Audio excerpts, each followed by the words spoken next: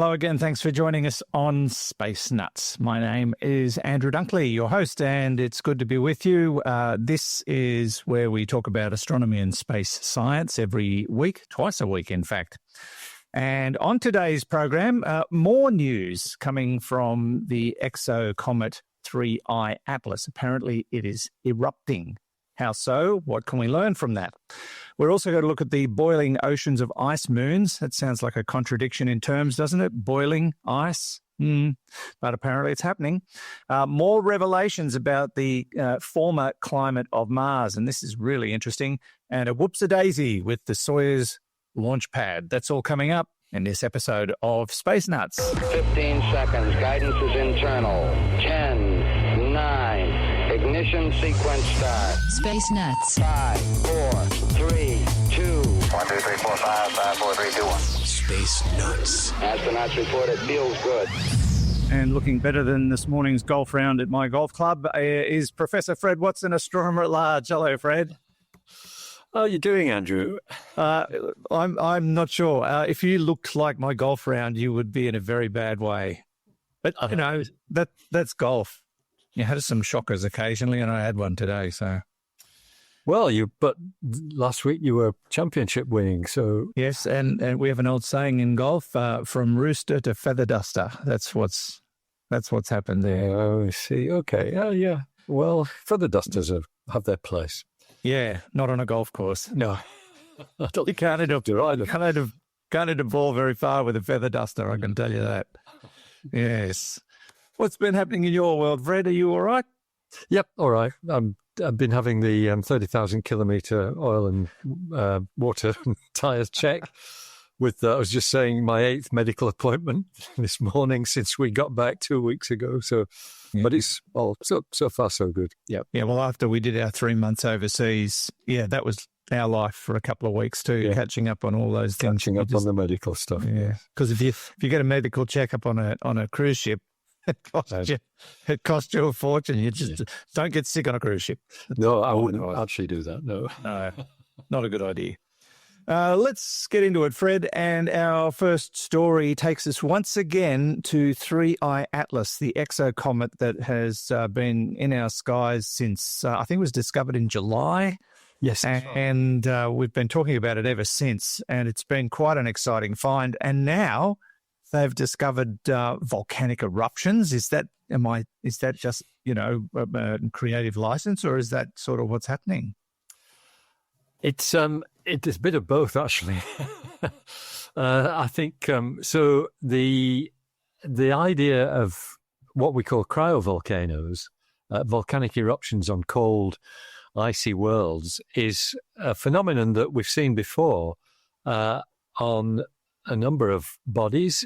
We think that Ceres, the biggest object in the asteroid belt and a dwarf planet, as according to our current classification, Titan, Saturn's giant moon Titan, and probably Pluto as well, the dwarf planet Pluto. We think they have all had ice volcanoes, cryovolcanoes on their surface, because their surface temperatures, well, in the case of Pluto, it's way below, it's about minus 230, I think.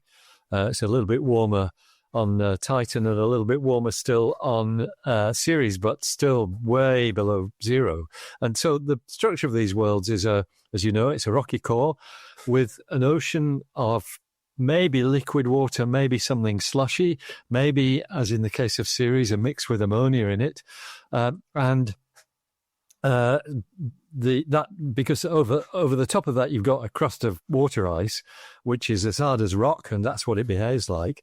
Yeah. But the liquid below, just like magma on the Earth's crust, only that's a lot hotter, but the liquid below is under pressure and sometimes punctures the crusty surface, the icy crust, and you get a cryovolcano, which are a little bit funny looking. They're not, what we think of as a classic stratovolcano, and you and I have both seen Mount Fuji, and we know that's the absolute archetypal stratovolcano.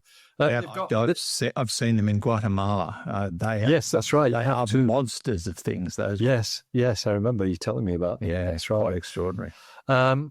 But ice volcanoes tend to be more rounded in their in their in their structure. Certainly around the caldera, they've got a rounded top, and I think that's just because of the properties of the liquid that's being gushed out. It's not molten lava; it's molten slush that's, as I said, probably ammonia and water in the case of Ceres. Anyway, the bottom line with all this is that we believe that cryovolcanoes are common on trans-Neptunian objects, and certainly Pluto is a trans-Neptunian object. We think there is evidence that other trans-Neptunian objects out there, things beyond the orbit of Neptune, have got cryovolcanoes on their surface as well.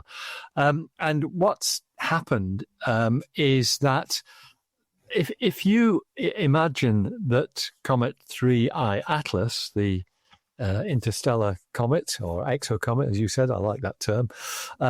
It's if you imagine that being from the trans-Neptunian zone of its original solar system, which it probably is, then it may well have cryovolcanoes on its surface. And so that's the sort of premise, I think, from which this work has started. But there is a group of, I think they're Spanish scientists who've used a telescope in Spain, and they've basically looked at the comet when it was close to its closest approach to the sun. In other words, when it was close to perihelion. Now, when it went through perihelion, it was invisible to us. That was on October the 29th. Yeah. And because the sun was in the way, and that kind of spoils the view a bit. But what they're doing is taking observations before that and after that as close as they can, and it's all to see what happens to the icy surface of the comet as it gets heated up by the sun's radiation.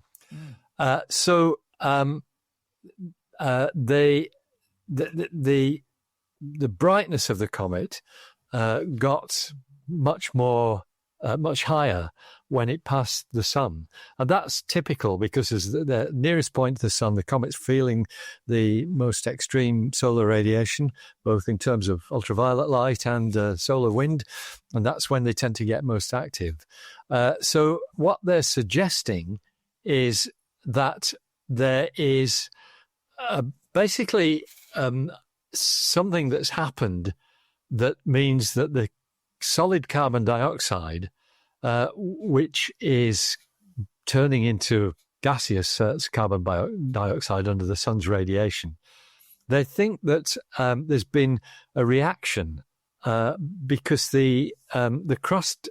So it looks as though they believe the comet has a crust, and a reaction within the comet has essentially, and it involves the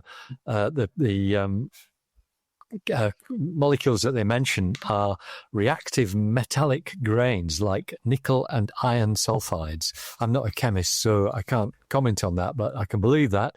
And what they're saying is that there's been stuff happening underneath the surface of the comet that has basically allowed gas to erupt from the comet itself. And that's the gas that has caused the increase in brightening, because you've suddenly got a lot more gas around the comet, which is basically glowing because of the effect of the solar radiation.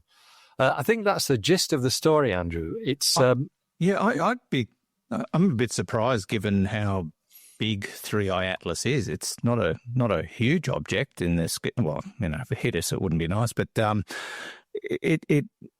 would have thought something that small wouldn't be able to kind of erupt, but I suppose it's more of a reaction to its environment. That's correct, yes. And I suppose what needs an eruption, or what would drive an eruption, is if you've got a harder crust above something beneath it that is more volatile. Less viscous. That way, something that's sloshing around. And I think that's what these scientists are suggesting. And it's their observations of the coma of the comet. The coma is the brightness around the nucleus. The nucleus is the icy body itself. The coma that has brightened up. I think the tail has brightened up as well. And basically they're suggesting that that's due to this phenomenon of a less viscous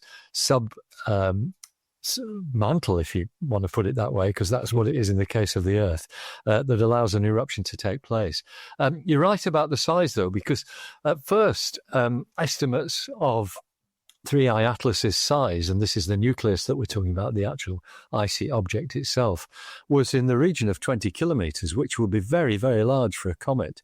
But I think the latest observations from the Hubble Space Telescope suggest it's much less than that, between about 500 meters and a kilometer or so, something of that sort.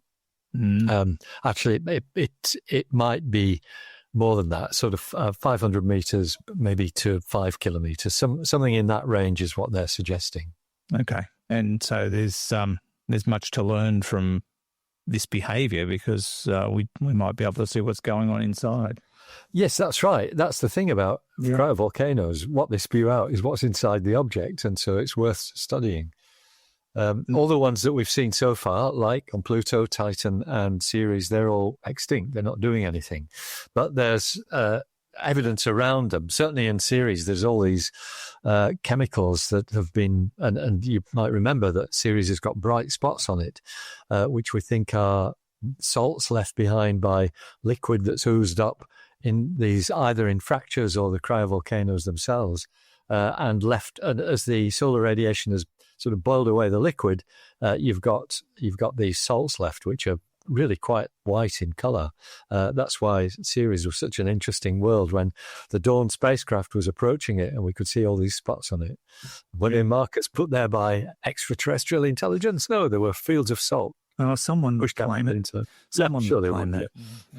No, we continue to be mesmerised by 3I Atlas. It just keeps, for, no pun intended, throwing up new information and interesting things. So I'm sure there'll be more to learn as it keeps skimming our sun, and it'll disappear later next year sometime, won't it? It'll be. I think that's right. Yeah, it gets below the level that we can detect it, especially if it's only 5 kilometers or less in size. That's not much to reflect the sun's light once you've got all the activity stopping because the sun's radiation's going. Yes, indeed. All right. I think you can read up on that story at the Live Science website, but I think they've also published their findings in the archive server. Yes, they have. So you might want to check that out there. This is Space Nuts with Andrew Dunkley and Professor Fred Watson. Let's take a little break from the show to tell you about our sponsor, NordVPN. Now, I've told you about virtual private networks many, many times. I use them myself. In fact, I use NordVPN, and I did pay for it. So I feel even more qualified to tell you what I think. And I've used it overseas recently, and it works. It's one of the most trusted and widely used VPN services in the world, and for a very good reason. It encrypts your data, it hides your IP address, it makes you much harder to find online from anybody trying to steal your passwords, steal your usernames, sell them on the dark web, or just get into your bank accounts and clean you out. Whatever their motivation, it's not usually very good for you if they succeed. But the way to protect yourself is with NordVPN, top-tier security. And we're talking about the same standard of security trusted by governments and cybersecurity experts. They have a global network. They've got thousands of servers in over 60 countries around the planet, and no geo restrictions as a consequence of that, and very fast speeds. In fact, I have actually experienced higher speeds connected to my VPN at home compared to what I'd normally get from my internet service provider. I don't know how that happens, but it certainly has happened a few times. They have a strict no-logs policy, which means they don't track or store your browsing history. And they offer all sorts of other tools like threat protection, dark web monitoring, and a kill switch for added safety. Now, if you'd like to find out more, there are discounts at the moment for Space Nuts listeners, and it's really quite simple. Just go to nordvpn.com/spacenuts. That's nordvpn.com/spacenuts. And then you click get the deal. Don't forget they've got a 30-day money-back guarantee. And you can get an extra 4 months free by signing up as a Space Nuts listener. So click on Get the Deal. They have plans that you can pay monthly, or you can go a year in advance or 2 years in advance. And the longer you sign up with them, the better the discounts. So go to nordvpn.com/spacenuts for your online security today. And don't forget the code word Space Nuts at the checkout. nordvpn.com/spacenuts. Click Get the Deal, and then have a look and see what suits you best. 0G, and I feel fine. Space Nuts. Now, you might think it's weird that an object as small as a comet could, have a cryovolcano, but what's even weirder is this story about ice moons having boiling oceans. Do tell. This is work from, I think, a number of authors, some at least of whom are from the University of California, Davis. The lead author, Max Rudolph, is from that institution. And they've been thinking about the exact details of the structure of the ice moons that we so often talk about on Space Nuts. Once again, that structure, a rocky core, a liquid ocean over the top of it, and an icy crust on top of that. So they've looked in some detail at the physics of this, and what's driven that are things that we see on these ice moons and some of the contrasts. For example, you've only to think about Enceladus, perhaps the poster child of the ice moons because of the geysers of ice crystals that erupt from its southern pole. And the region where those geysers erupt is very fractured. In fact, the fractures were discovered first before Cassini spotted the ice geysers, and they were called tiger stripes because they're sort of blue in color. I'm not quite sure why a blue tiger would have those stripes, but anyway, that's what they look like. They look like stripes on a tiger, but they're blue. It is on the white. a stunningly beautiful world. Yes, it is. Absolutely, I agree with that. But contrast that with Mimas, which is one of Saturn's moons that is, it's in the same region of the solar system, but it is totally, totally different. It's got an ancient surface, peppered with craters, one of which is huge and makes it look like the Death Star. That's why Mimas, I think, is the poster child of science fiction readers rather than physicists. But they've all got the same structure. So why are they so different? And so these scientists at the University of California, Davis, and elsewhere have looked in detail at that, the physics of what happens.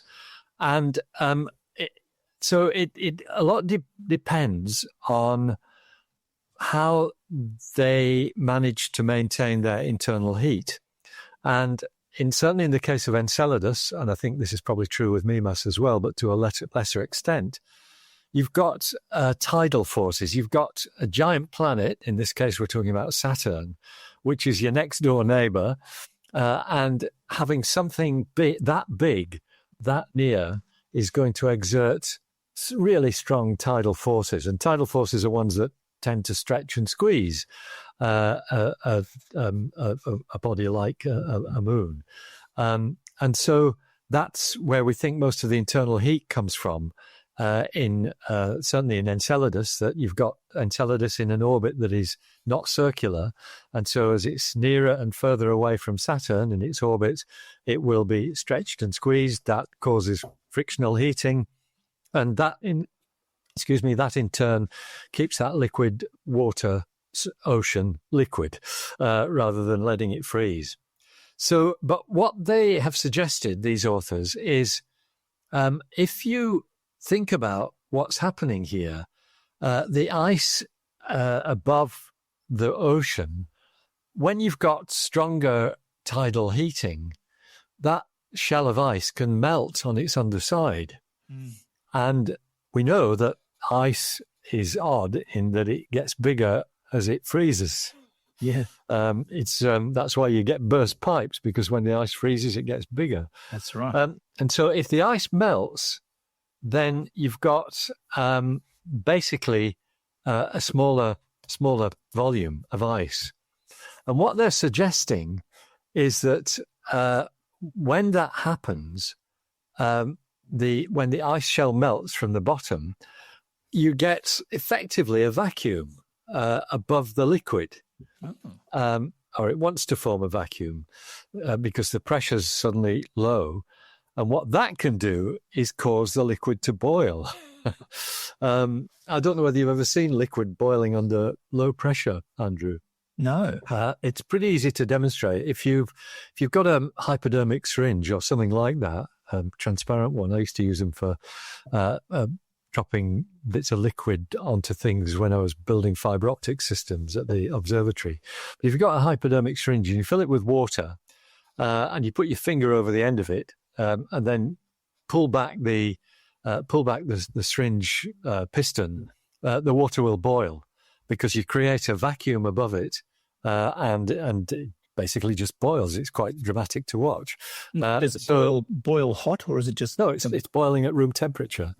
Wow. So what we're talking about here is something that's boiling at much lower than room temperature, because you've got ice above it. But if the pressure's low enough, the water will boil, and that's why you can't have liquid water for very long anyway on Mars, because the air pressure above it's too low. So yes, the suggestion is that we might get this boiling, and what they're saying is that could give you some of the strange or the differences in terrain that we see between the moons.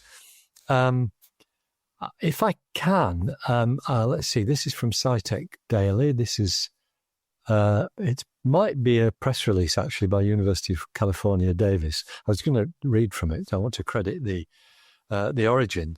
Let me say, so Mimas, that's the Death Star ice moon. Oh, as it says, I'll read the whole thing and I won't comment on it. Images. All right. There's another world that they're talking about, which is Miranda, which is one of Uranus's moons. We'll forget that for a minute, but we'll just talk about Mimas. Less than 250 miles across and pitted with craters, including a very large crater earning it the nickname Death Star.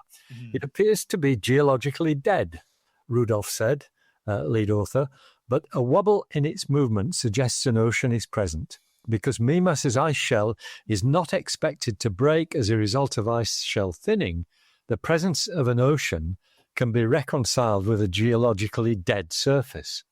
But what they're then saying is that if you've got a thinner ice shell, then you'll end up with a surface like the one on Enceladus with stuff actually bursting through it. Okay. Really interesting piece of work. It's in Nature Astronomy, so it's a top-level journal that this is published in. And the paper in Nature Astronomy is called Boiling Oceans and Compressional Tectonics on Emerging Ocean Worlds. There you go. Yeah, I mean, when I was a kid, we didn't even know that ice moons existed. I'm sure that when you were an adult, you didn't know that they existed. No, but now we're finding more and more of them. We're starting to go, well, hang on a minute. Pluto could be one of these too. And the list just gets longer and longer. Yeah, it probably is. Yeah. And so much to learn. And of course, as we've mentioned many times before, there's a lot of excitement in regard to having worlds in our solar system with liquid oceans because, water means life on Earth. So could it be the same elsewhere? It's a mystery that's going to be resolved in the not too distant future, I imagine. We can but hope so. I mean, our friend Linda Spilker, former Cassini mission scientist, she's working on a flyby mission to sample the geysers of Enceladus again, with a view to looking for exactly that, evidence of living organisms in the sub-ice ocean of Enceladus. I hope we are space nutting long enough to get the results of that. And of course, Europa Clipper's on its way too. Yeah, that's right. Yeah, and so Europa is another ice moon, similar, similar story. Yep. Yeah. we watch with interest. As Fred said, you can read all about it on the website SciTech Daily, or you could go to the paper itself, which is down the bottom of this particular article somewhere, and I've lost it. But yes, it is a published document. Nature Astronomy. There it is, right in front of me. This is Space Nuts with Andrew Dunkley and Fred Watson. 3, 2, 1. Space Nuts. The more we look at Mars, the more we study Mars, the more we start to learn about it. And there's a new piece of evidence that's been discovered, and I believe there's another paper been published saying we think that not only did Mars have an atmosphere, it had and oceans, we already know that, but it looks like for billions of years it had a near tropical environment with pouring rain and all the things that we take for granted on Earth. This is quite an amazing claim, I suppose you'd call it. It is, yes. So lots of I guess comparisons being drawn here, and our old friend phys.org has got a very nice article entitled "Evidence of Rain-Driven Climate on Mars Found in Bleach Rocks Scattered in Jezero Crater." And Jezero Crater is where Perseverance is, and that is something that is kind of expected because Jezero Crater was once a river delta from water that flowed from a river into the crater itself. And we have plenty of evidence that happened maybe 3 to 4 billion years ago.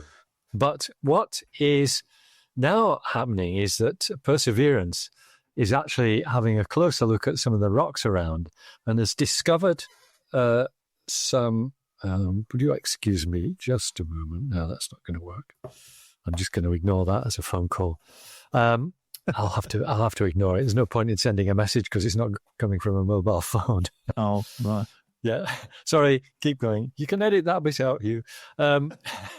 What has been discovered by Perseverance are aluminium-rich clay rocks, and well, I'll read the sentence. It's a lovely summary of what the story is. As I said, it's on the phys.org website. The rocks discovered by NASA's Perseverance Mars rover are white, aluminum-rich. I should read it properly and pronounce it properly. We call it aluminium. Other side of the Pacific calls it aluminum. So that's where this came from. So let's call it that.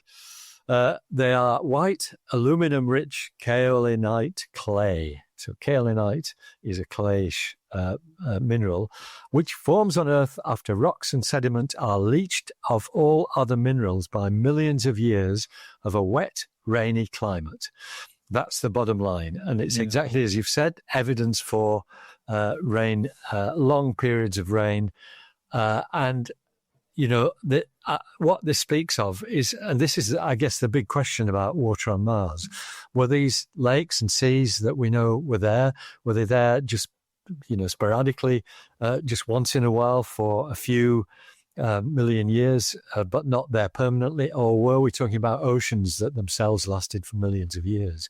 And some of the recent work, as well as this particular piece of work, definitely support the latter.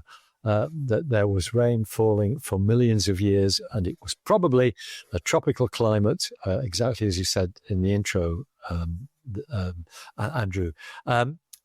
So one of the authors has commented, so when you see kaolinite on a place like Mars, where it's barren, cold, and with certainly no liquid water at the surface, it tells us that there was once a lot more water than there is today. And it's somebody who's actually a collaborator on the Perseverance rover. So, yes, more evidence still that we had a wet, warm past on the planet Mars, and just maybe we had life there, because the sort of rocks that we're talking about, the kaolinite, are thought to be a little bit like a time capsule, that there might be information in those rocks from billions of years ago that tell you about whether there were living organisms on Mars. And that is the sort of holy grail of all this work. Whether a chunk of kaolinite would be something that the hoped for Mars return mission would be able to bring back is another question. But maybe Perseverance will drill samples from it so that we might find out, because those caches of drilled samples are what we're expecting to come back to Earth at some point. At the moment, there isn't actually a mission on the cards that will do that. Yeah, I know, and that's frustrating. Very. But that's just the way it is at the moment. But I was just reading that the ocean or the lake that existed in Jezero Crater, they say is about twice the size of Lake Tahoe. That would probably mean something to someone. I had to look up how big Lake Tahoe is, and they're talking 496 square kilometres. So the lake that they're investigating, or the remnants of it on Mars, is twice that size, 1,000 square kilometres. So, it's pretty amazing stuff. And, getting up close to some of this evidence is really starting to provide people with the fuel they need to come up with pretty solid theories, I would suggest. Yep. Or even liquid theories. Yes, maybe. Maybe.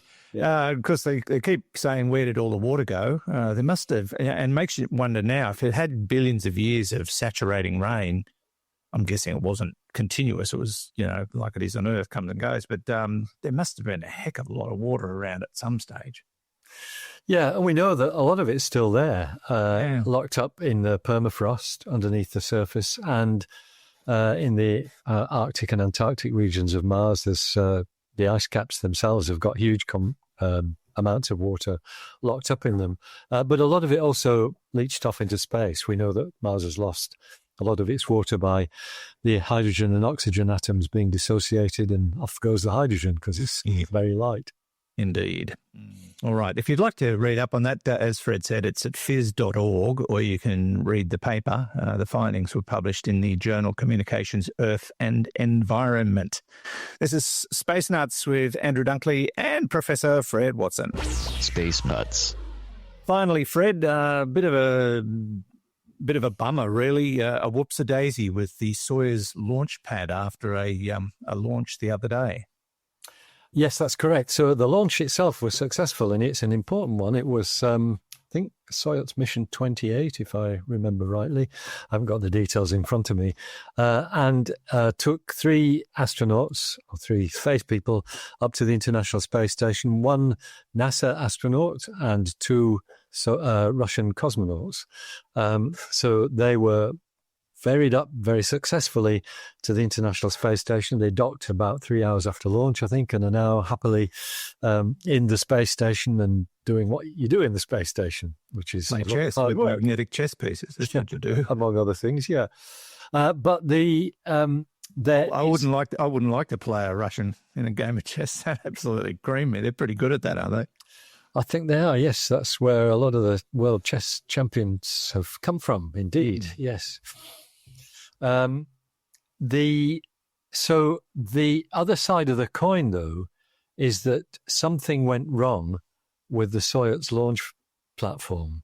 And apparently a service platform, which is needed when you're preparing the spacecraft for launch, was not properly stowed. This was about 20 tons worth, I think. And that basically was blown down into the flame trench, which is underneath where the launch takes place, and did a lot of damage. So I think Roscosmos, the Russian space agency, is playing it down a bit and saying, oh, no, we've got all the bits we need to mend this. There's nothing to see here. Well, they've got all the bits. They're just absolutely shattered and burnt and stuck in a big pit. In a pit, yeah. Yeah, I mean, but this is journalism one-on-one, Fred. We've got everything. It's all there. Yes. It's just in pieces, that's all. And some observers, some probably Russian journalists have said, yeah, in your dreams, this is going to take 2 years to fix. Yeah. So we don't know the answer. It's important because that is the only this is at Baikonur, where the main launch site is in Kazakhstan. That is the only launch pad certified for crew carrying Soyuz flights. And I think the next crew carrying flight is scheduled for the middle of next year. So there will be a rush on to get that organized. I think the Progress cargo modules have to be launched from there as well. And I think there's one of those supposed to go up in a couple of months' time. So there might be, we might see some delays in the program. We'll have to watch how that goes. And it may even be that SpaceX could come to the rescue with a Crew Dragon up there or one of their Dragon cargo modules. Let's see what happens. Wouldn't that be interesting? Yeah. I think they did have an issue recently with some stranded Chinese. That's right. Astronauts. And they're still up there, yes. Yeah. And now we've had this issue. And of course, we've had issues in the past with stranded American astronauts and the Boeing Starliner problem. And look, these things are going to happen. That's the nature of space. It's a high risk environment. You're playing against the odds a lot of the time, and losing a chunk of space pad's probably a small price to pay. Yeah, as you say, it's a critical launch pad, and that is the problem they now face, getting it back to operational status, because it's the only one they can use for human launches. But it's an unfortunate. The other interesting part of this story, which is not really about the story itself, is that you've got this cooperative approach between NASA and Roscosmos, while the political arms of each country are at each other's heads over the war in Ukraine. So, I mean, this is just nuts, isn't that the weirdest thing about humanity? It is. To me, it speaks of what can be achieved, though. Yeah.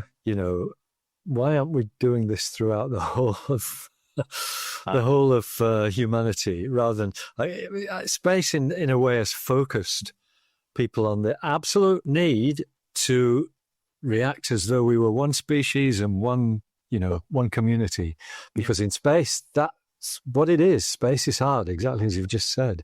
I've just written 13 chapters of my new science fiction novel, and I go exactly with that point, that humanity's had to put all of its differences aside because we've got a bigger problem to deal with, and they're not here. Yeah, that's right. Well, I'm glad to hear that. It sounds like an interesting book. I'm having a lot of fun with it. I'm just letting my imagination run wild, and I write on the fly. I don't actually sit down with a plan or a novel, board with all the scenarios. I just let my brain go, okay, where's this going to go next? And sometimes it takes me to some weird places, but I've developed this character. He's a bit of he's from Earth, but I'm having a lot of fun with him. He doesn't play golf, does he? No, but he's playing silly buggers. I think this is going to be all right to describe it. He's going. I don't know where I'm going to take him, but so far so good. It's been fun to write about, but I think the novel will be called The Orb. But I don't. That's the working title. I might stick with that, but we'll see how it goes. But I don't know when that'll be finished. I'm hoping to make it an epic, so it might be or maybe even 20 or 30 pages by the time it's. Okay, see how it goes. What if your longer novels? Yes, indeed.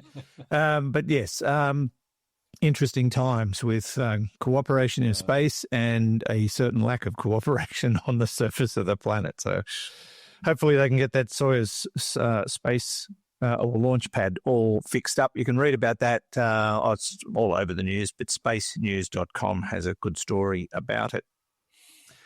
Fred, I think we're done. Well, that went quickly. Did right. Just like one of your novels. Yeah, well, yeah, that's right. We'll see. But yes, thank you, Fred. It's a pleasure as always.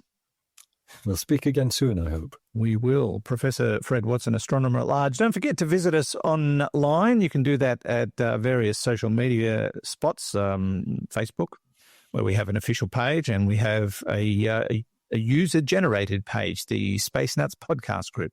always a lot of fun. You can find us on Instagram as well. And if you go to our website, maybe consider becoming a patron. We would never make it mandatory, but it's a way of giving us a little bit of an injection. If you would like to help, you can do that at Patreon, Supercast, PayPal, or there's a button that says Buy Me a Coffee. I love coffee, so you might want to look at that at spacenutspodcast.com. Unfortunately, Hugh couldn't be with us today because he ate something that didn't agree with him, and he's sort of acting like a cryovolcano. He's lots of crying and lots of volcano. Let's just leave it at that. And from me, Andrew Dunkley, thanks for your company. We'll see you on the next episode of Space Nuts. Bye-bye. Space Nuts. You've been listening to the Space Nuts podcast. Mission complete, Houston. Available at Apple Podcasts, Spotify, iHeartRadio, or your favorite podcast player. You can also stream on demand at Bytes.com. This has been another quality podcast production from Bytes.com.